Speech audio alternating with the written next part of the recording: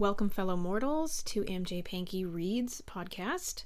This podcast exists for me to read aloud my books, and if you enjoy listening to audiobooks, you can listen along for free. So thank you so much again for your time and attention, and I hope you enjoy the show.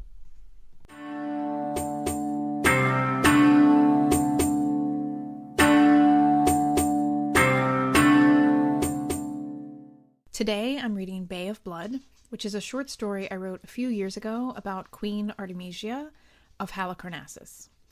She was allied with the Persian king Xerxes during his campaign against the Greeks around 480 BCE, and she played a rather significant role during the Battle of Salamis, which is the inspiration for Bay of Blood.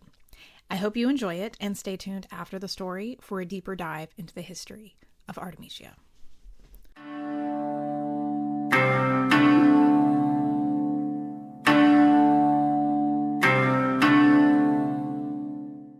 Waves crashed over the rocks lining the beach, spraying salt and brine into the air. Sea foam crept up the sandy slope toward a mound of gold treasures, loot obtained from pirating. Artemisia stood beside it, close enough to feel the warmth of the sun reflecting off the glittering metal. She scanned the white crests for a glimpse of a vibrant purple shimmer.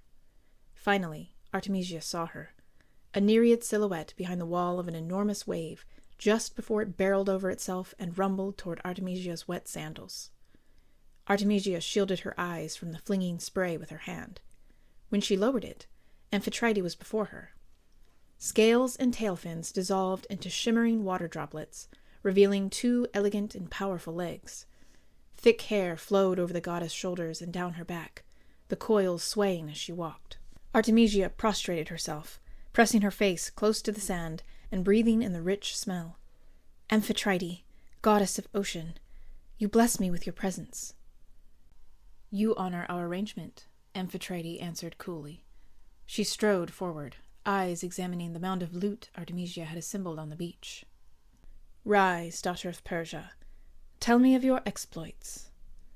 Artemisia obeyed, a smile tugging the corners of her mouth at the goddess' interest.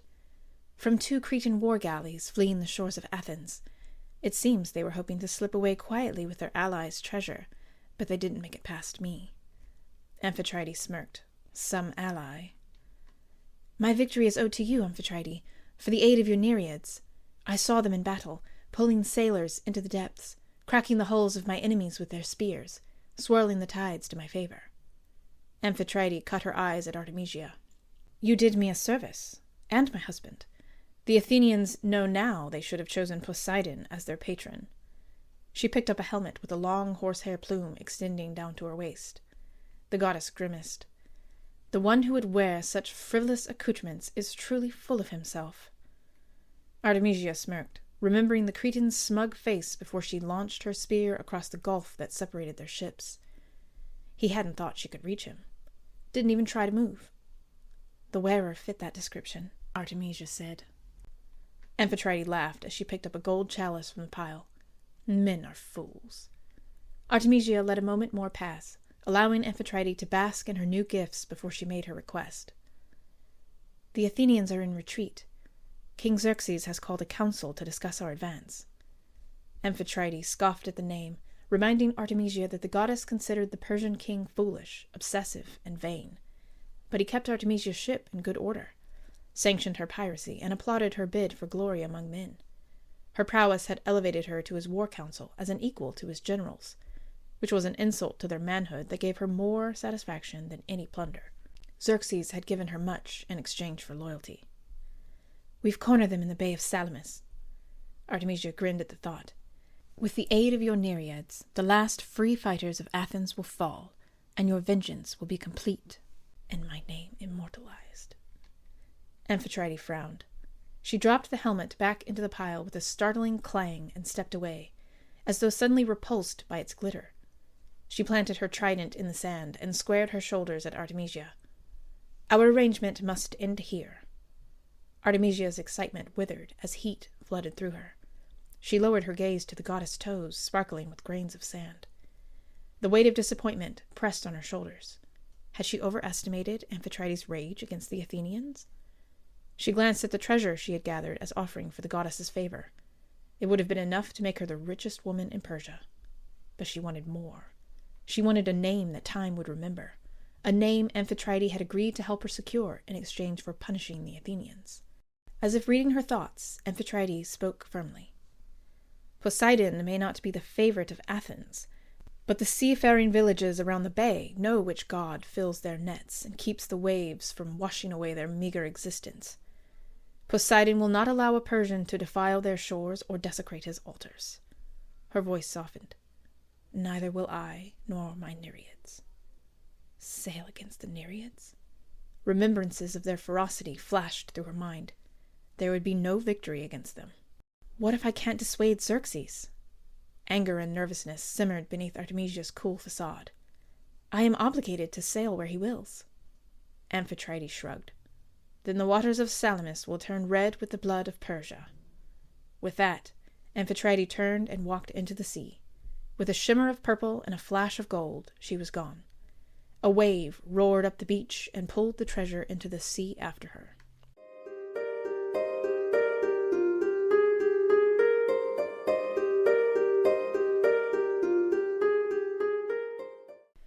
Artemisia threaded one of her tiny braids through her fingers as she sat in Xerxes' council chamber. One by one her fellow generals stood and boasted of their skill against the stupidity of the Greeks, promising glory to Persia. The Calindian king, Damasithemos, was next to speak. He rose from his seat beside her and entered the center of the circle. He pushed his helmet back on his head. A gray horsetail plume, even more ridiculous than the Cretans, jutted from the top and trailed down to his calves. Great King Xerxes, we have chased the Athenians into a shallow bay. They have no escape. Now is the time to crush their armada beneath our hulls and open the beaches of Greece to your invincible might. Damasithemos' stiff beard lifted off his chest as he raised his face to the heavens, sweeping his arms upwards in a wide, dramatic arc. Artemisia took a deep breath as Xerxes' calm gaze rested upon her. He gestured towards her with a slender finger. She stood for her turn and straightened her shoulders, feeling the weight of her words before she even uttered them. She would have one chance to convince him to stay away from the Bay of Salamis, and he despised naysayers who offered no alternative solutions. The Greeks are crafty. They know their own waters, and their own winds. I believe they have chosen this bay, knowing we will follow, knowing we cannot strike them with our full might in such a small space. We are sailing into a trap. We should go south and attack their cities, draw them out to sea where our superior numbers can surround them, where the Nereids won't take away my victory. The chamber erupted against her words, and Damasithemos' rebuke rose above the din. A woman knows nothing of strategy. Go home to your loom. Fire surged through her at the answering jeers. The muscles along her jaw twitched as she clamped her mouth shut. Fools. Xerxes raised his hand for silence, studying each of his commanders around the room. A small smile curved the edge of his lip. You all disagree with Artemisia? The cheers against her deafened the chamber, then fell silent as Xerxes settled back in his chair, pondering. Moments passed, disturbed only by the creak of chairs as their burdens shifted uncomfortably. Her male companions were nervous that Xerxes might be giving serious consideration to a woman's strategy. Her lips twitched into a smile. Almighty Xerxes. Damasithemos never knew when to stay quiet. This opportunity to crush the Athenian armada will not come again. They have no escape, and our fleet is superior in numbers and strength. When we destroy them, their entire coast will be unprotected and ripe for plundering. If we wait to strike, they will have time to rearm, to repair their battered ships. Then they will hit us hard. Artemisia's strategy threatens the entire conquest. Xerxes swirled his thumb against his index finger, a gesture viewed as calculating to most, but Artemisia knew it to be a sign of growing anxiety. He scanned his generals, sighed, and turned to Damasithemos. The fleet will sail to the Bay of Salamis. Damasithemos walked back to his seat and sat proudly, flipping his plume over his shoulder. It dragged on the ground with a swish as he cut his eyes at her and smirked. My brand will burn out the Greeks, and you will be remembered as a disgrace for your ill counsel." She glared at him. "This sea battle will be your death." Demosthenes only laughed.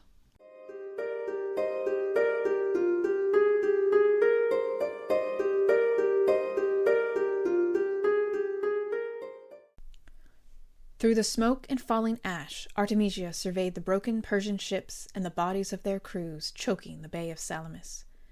The crystal blue waves swirled red with the blood of allies and enemies, but mostly allies. The clang of swords against shields and whooshing arrows carried on the winds mingled with the screams and war cries of Greeks and Persians as the naval battle raged.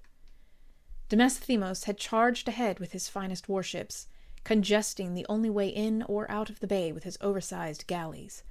Only 4 other ships had managed to slip through alongside his.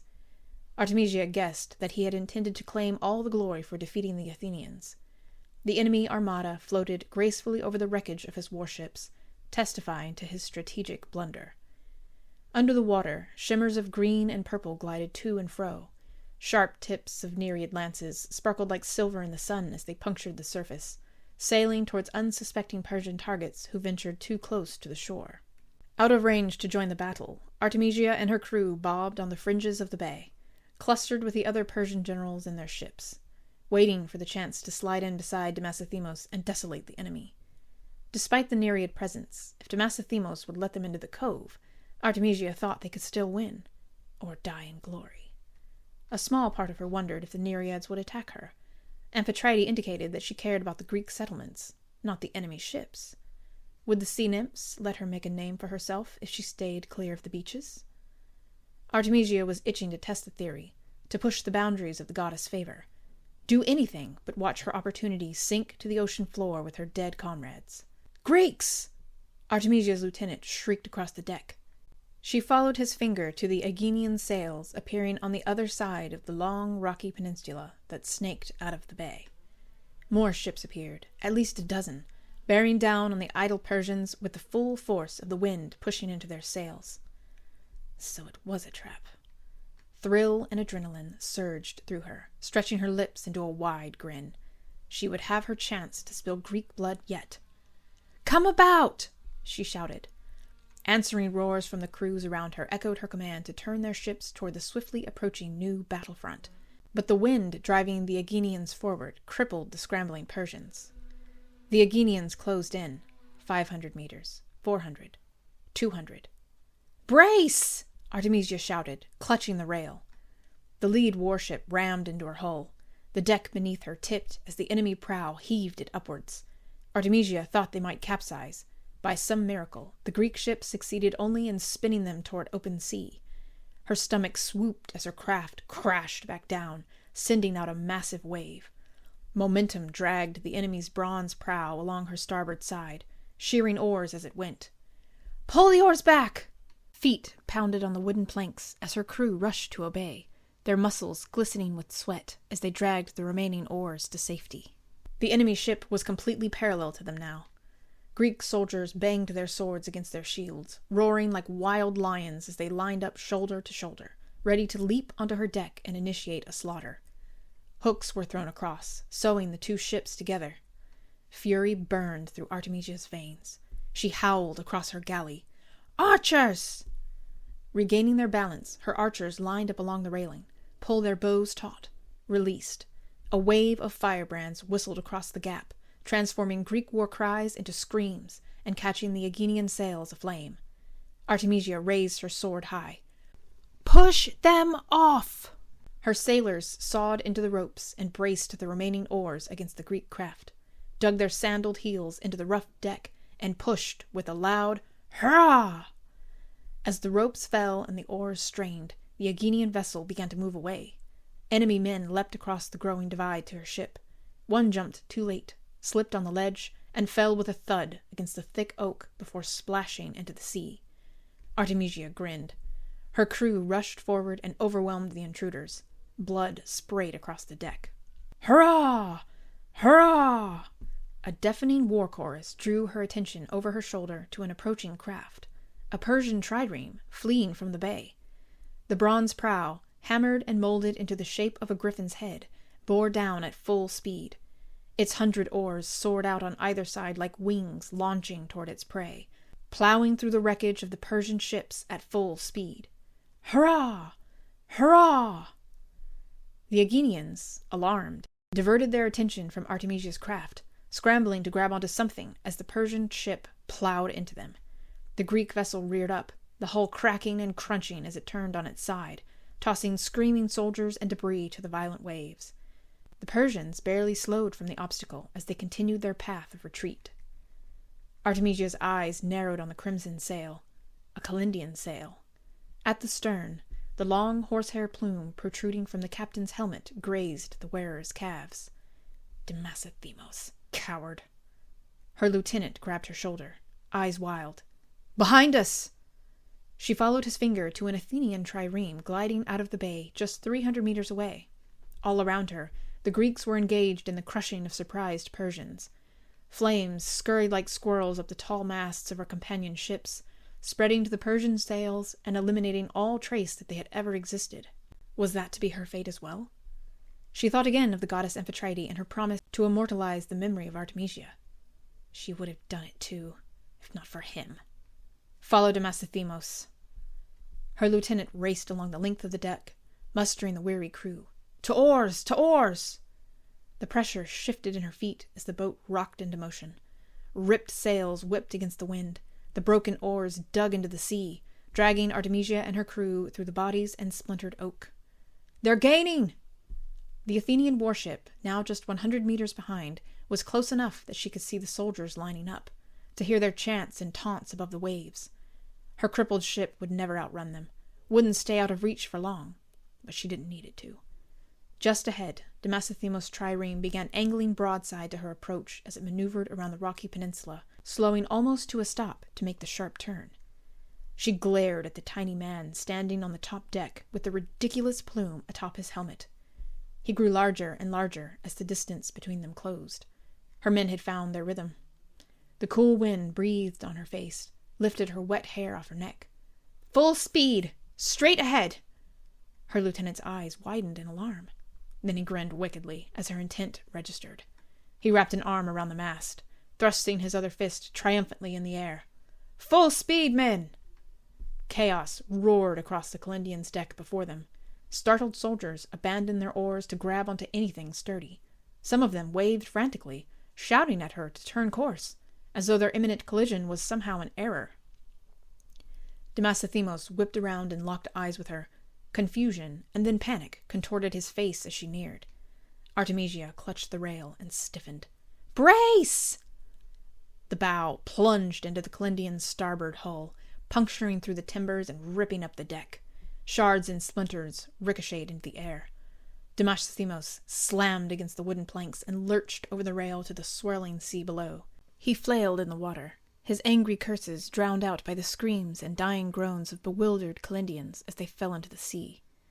Remembering the pursuing Athenians, Artemisia turned around and looked out over the stern, raising her sword to guide her deadly arrows to new targets. She locked eyes on the Greek vessel and became confused.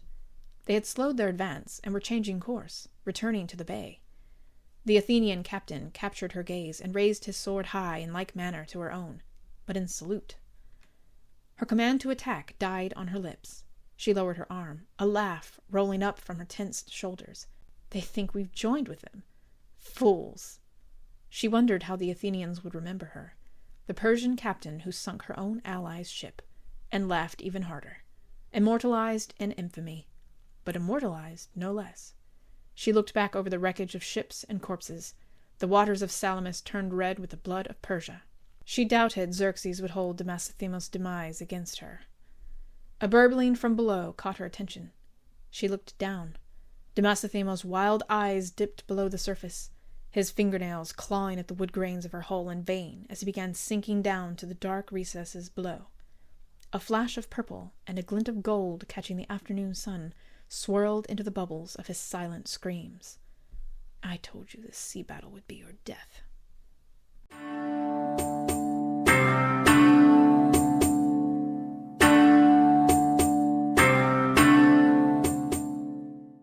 The inspiration for this story came from a friend and I entering a writing contest where the prompt was that it had to have been inspired by Queen Artemisia. So this sent me on a journey into researching who Artemisia was, so that I could create a fictional story to enter this contest. And the word count was like 1,000 words or less. So this story that I read you is much different and much changed from what I entered into the contest. And suffice it to say, I did not win the contest. But that research journey uncovered so many fascinating facts about this woman who lived during the Persian Wars.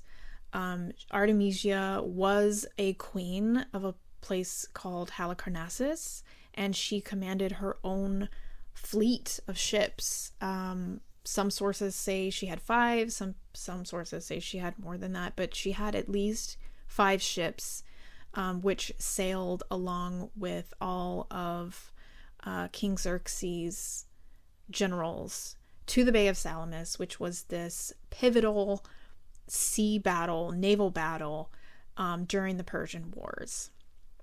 And a lot of historians have attributed the Bay of Salamis as one of the most decisive, crucial points in history where if the Athenians or the Greeks had not won that battle, the world would be completely different than how it is now, most likely.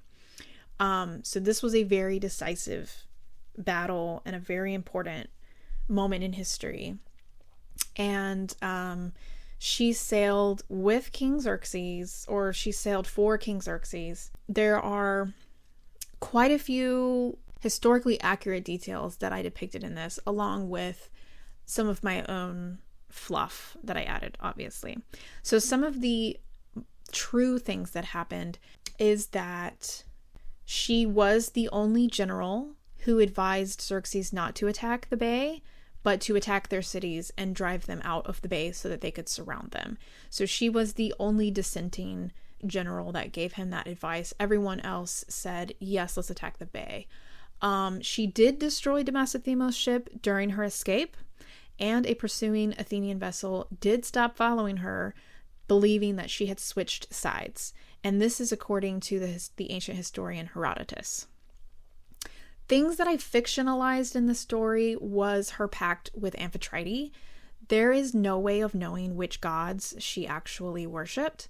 She was allied with Persia, and she swore fealty to Persia, but Halicarnassus is considered a Greek city-state that was incorporated as a satrapy, I believe is the term, into the Persian Empire. So it's possible that she still worshipped Greek gods and was aware of Amphitrite, and possibly had asked for her protection. There's absolutely no way to know this for sure, though.